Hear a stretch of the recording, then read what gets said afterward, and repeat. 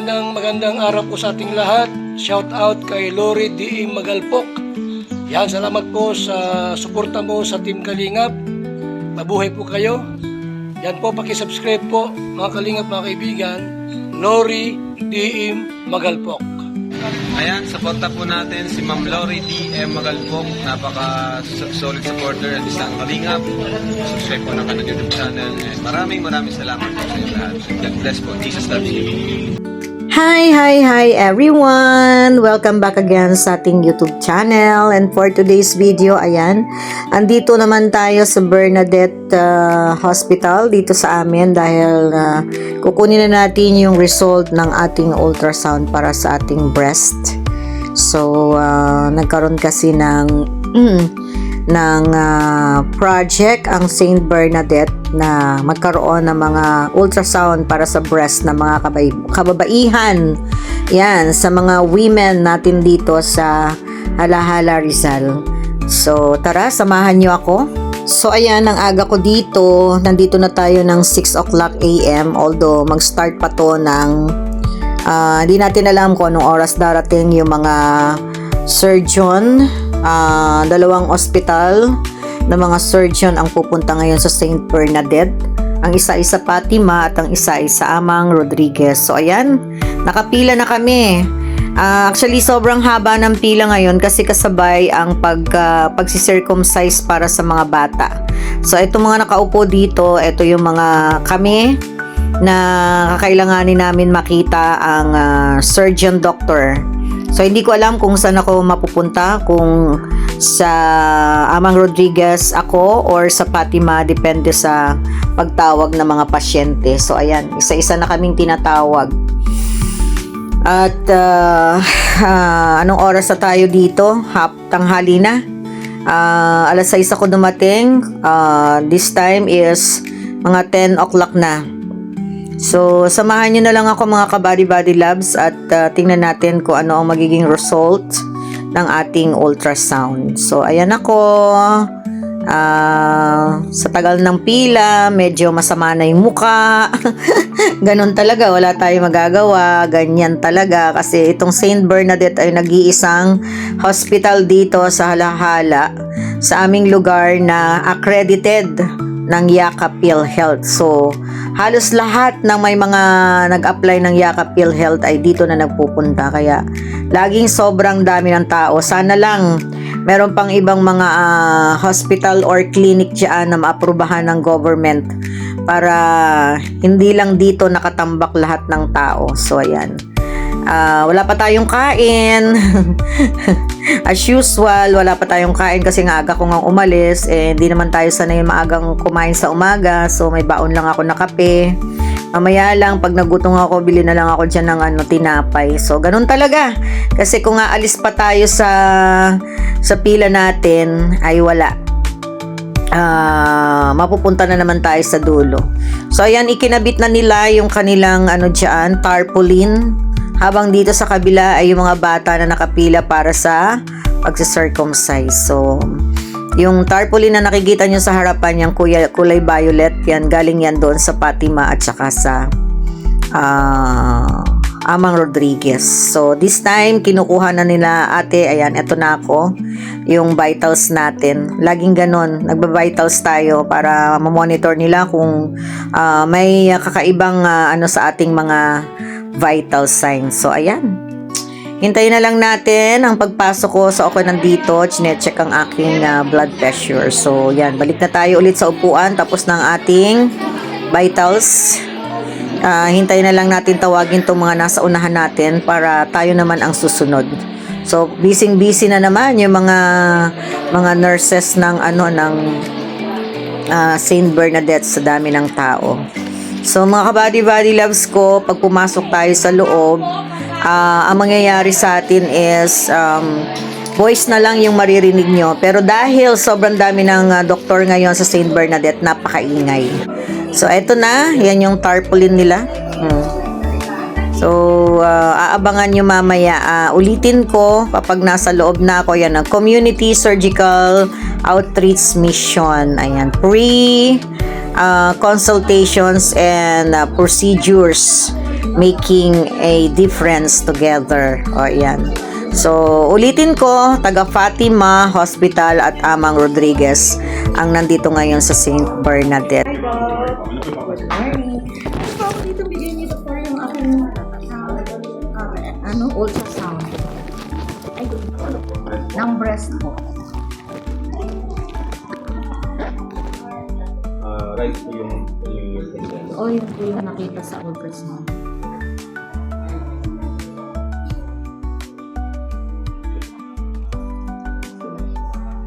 so left po pala, no? Apo, left.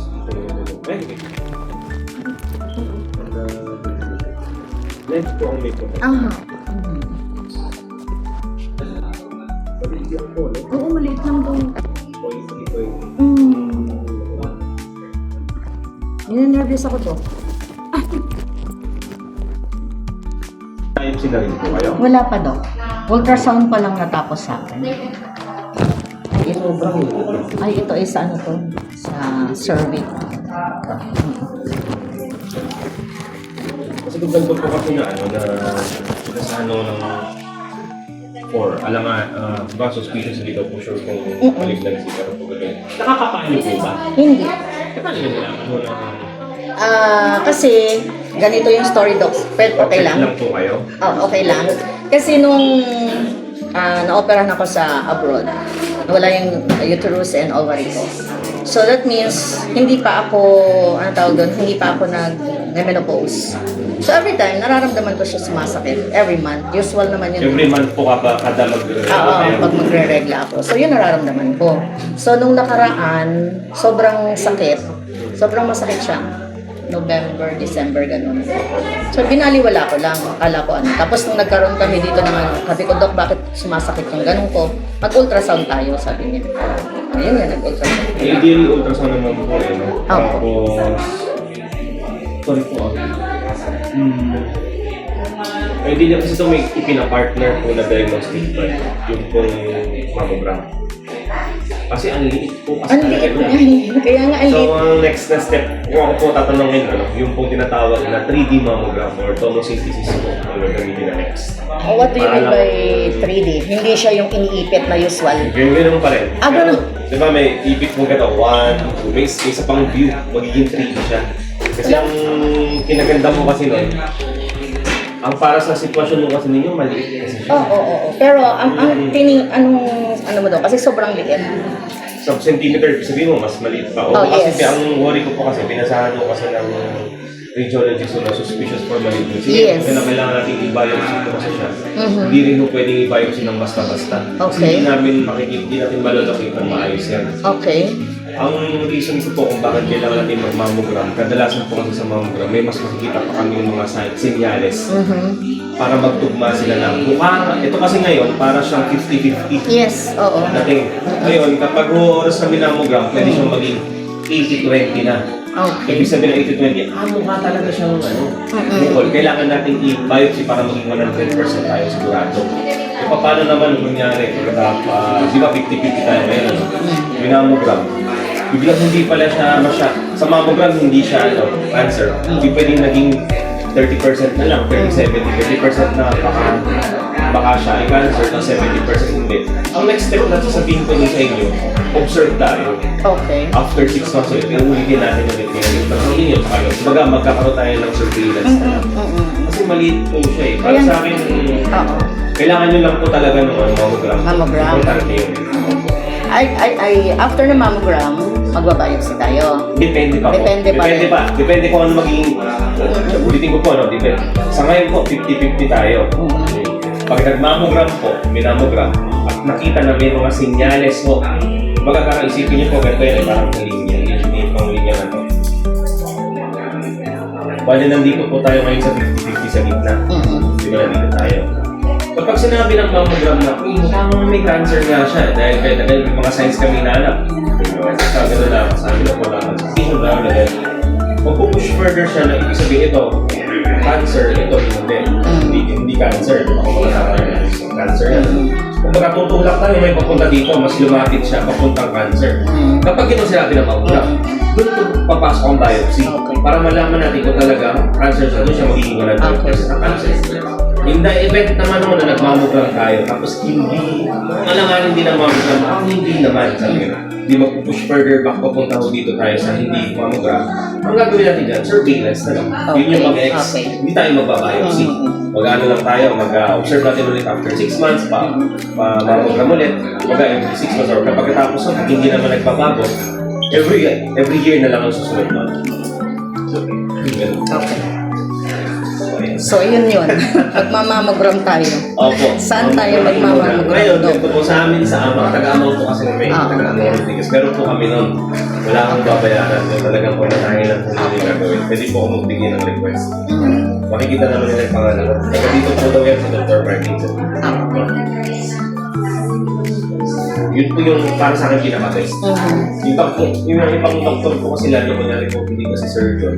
Nagkipasa nila, biopsy agad. Kung iisipin mo natin, para sa akin, ang liit nito. Sobrang liit, Dok. Ang liit.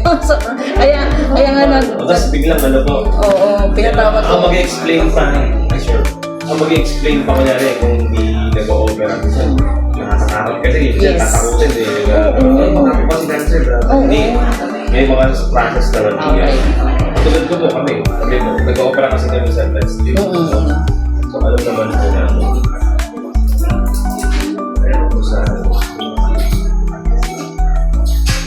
iba pa nga po nangyayari ano eh. Pinoperahan na sila kasi nga dahil akala cancer pagtingin. Hindi pala cancer. Yes. Delikado yun. Okay naman, hindi ba naman po dahil mga maliit lang no? Tinanggal lang po. It turns out cancer. Kasi mali yung operang ginawa. Kasi baka kailangan tanggalin yung buong dede. Kasi cancer eh. So, okay. Sige.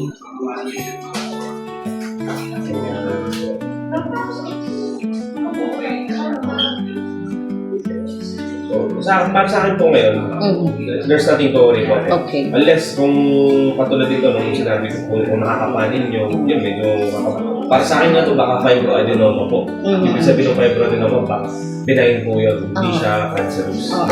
Lalo sa kwento ko nyo sa amin, sumasakit na sa tuwing mag-menopause.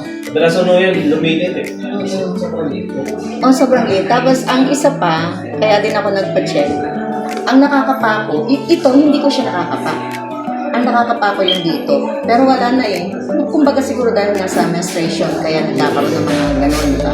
So yun, wala na yun. Pero ito, ang sobrang liit, hindi ko siya talaga. Kaya ang problema sa akin is may history kami, kaya gusto kong Parang history po? Meron nanay ninyo? Sister ko. Nagkaroon po ng breast cancer? Oo. Ano pong ginawa? Kamusta po siya ngayon? Tinanggal yung breast. Oo. Breast cancer na breast cancer daw Yes, talaga. as in breast cancer. Pero yun ang sabi ng doktor niya. sa mother po niya wala. Mother ko is colon. Colon cancer. Pero wala po sa breast Wala. cancer. Yung pong lola ninyo, sa nanay, Naku, hindi ko alam kasi Patay lola sa tatay, wala din. wala rin. Kasi kinakailangan direct line po. Nagmari direct line. Pero kasi nangyari sa sister kasi ninyo, parang ano eh. Oo. Parallel eh. Kumbaga parang dapat pababa. Yes. Nangyari dahil magkapatid kayo. Ngayon, di ba naman di kayo sigurado? Oo. Hindi kasi ang nanay ko is colon. Tapos ngayong nag-80 siya, merong dito, bukol. Nanay ninyo? Oo, nanay ko. Yung dito, sa may ganito. Tapos yung sumunod sa akin, yung breast na. Tapos yung pangatlo, nagkaroon naman siya dito ng bukol. Maaga po ba kayo nagkaroon ng anak or ano? 21? 22. Okay. Ibig sabihin na nakapagpahinga ng maayos ang breast. Oo. Tsaka every mga anak ko is 2 years ang pagitan. Ilan po anak niyo? Alin po? Ilan po anak niyo? 3. Yung isa 32, yung isa ay 30, tapos 28. 32, 30, 28. Hindi pa rin siya sa akin. Hindi pa rin po ako. Oo. Ito po talaga. Saka natin pagsasama Yes. ko. Buta sa nagkataon ko kasi siyempre dito madaling available kasi mamurang kasi siyempre x-ray. So sa ERMMC na lang po sana para makalibre kayo. Okay. Ngayon, kung gusto mo ninyo, pwede kayong dumaan sa surgery department kung nasa amin para makabigyan kayo ng yung parang form para makaligtan kayo. Okay. Pwede nyo pong dalhin to. Sabi nyo, nakita po ako nito. Okay. Para madali na lang. So, ang step ko papuntang Amang is punta ko ng Surgery po. surgery. Hanapin ko yung surgery doon, tapos pakita ko lang. Para mabigyan ko kayo ng request na parang halitan. Okay. Alright. Okay, Kayo na po bahala kung kailan nyo gusto pumunta. Pero, as soon as possible sige po. kasi ayoko nang nag-iisip. At saka nag-iisa lang ako, wala akong kasama. Ha? Ma'am, teka po. Kami dito. Okay. Pero everyday naman kayo, Doc, nandoon? Opo, nandito Friday. Okay. Time? Hindi lang ho. Minsan kapag ka opera kami, opera. Hindi, pero surgeon naman ang pupuntahan ko muna, di ba? Okay. Pwede kung sakali daw po sabihin ko, kung sakali daw po hindi ako makita, hindi ko daw po makaabutan si Dr. Martin, pinapasabi po niya na magbigay daw po ng Ayan, pasulat na lang, Doc, at mahirap ng may edad na. sa akin. Form.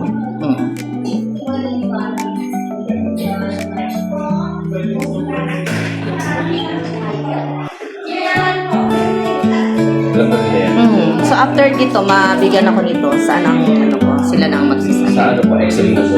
Sa X-ray na diretso.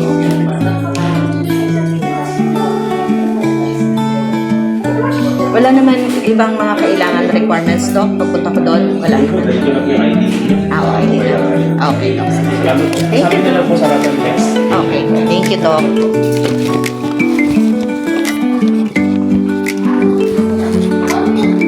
Ma'am, next patient. Next patient? Oo. Mag-ano ko, mammogram. Mammogram. Doc, magmamammogram ako. Tapos, kung ano daw yung magiging result doon. Kung siya ay positive, may pagkaano na cancer, magbabiopsy. Tapos kung hindi siya, mag-ano na lang kami ng every 3 months ultrasound ulit. Pero sabi ni Doc, parang hindi siya kumbinsido na cancer. Kasi siguro din. Thank you, Doc. Bobby? Hindi to. Fish and vegetable. Doc, thank you. So, ayan, mga ka-body loves ko. Tapos na tayo sa pakikipag-usap natin kay Doc. Guys, eto na yung ating So, ang mangyayari is magmamammogram tayo. Magmamammogram tayo sa Amang Rodriguez. Ayan. Schedule tayo, pupunta tayo doon para magmammogram. And, anong tawag doon? Hindi siya convinced na siya cancer kasi sobrang liit. Then, tinanong niya pa nga yung history, kung may history ako. Supposed to be, dapat pala, ay mag-start yan sa mother na may cancer sa breast. So, ang nangyari sa akin is, hindi naman, kasi kapatid ko yung meron. So, lalo siyang nagduda doon. Tapos, at the same time, tinanong niya ako kung ilan ang agwat ng panganganak ko. Sabi ko, every 2 years naman ako. Yung huli lang ang 1 year. So, ayun, lalo siyang nagduda doon kasi hindi siya makonvince na cancer ngayon. Pero sana, hopefully, Lord, di ba? Ganun talaga ang magiging natin. So, tayo ay pupunta ng Amang Rodriguez. Schedule ko yung sarili ko. Today is Sunday. Siguro Wednesday para makapahinga muna ako. So, Amang Rodriguez tayo.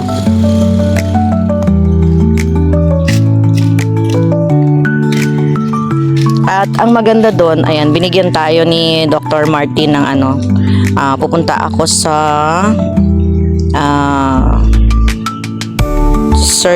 surgery. Punta ako sa surgery para kumuha ng mga requirements para malibre tayo. Yan, para malibre yung ating gagawing pagmamammogram.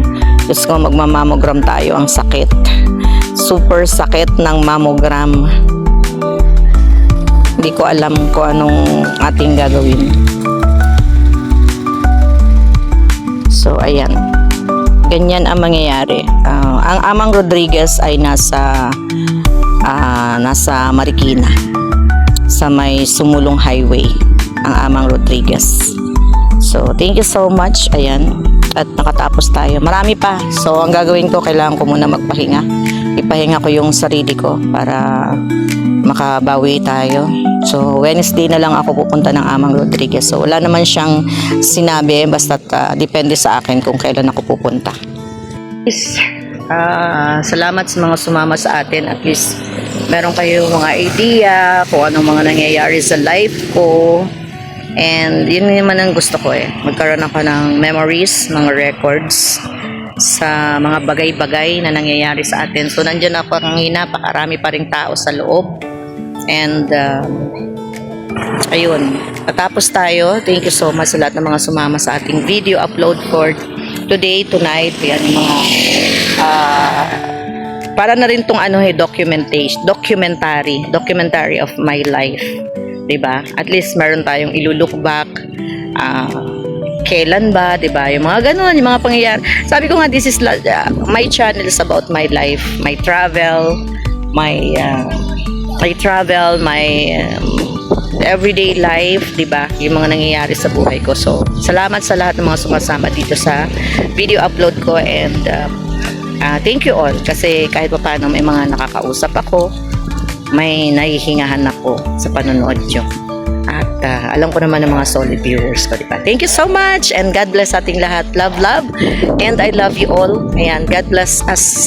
God bless sa ating lahat lagi. Thank you so much. Bye-bye.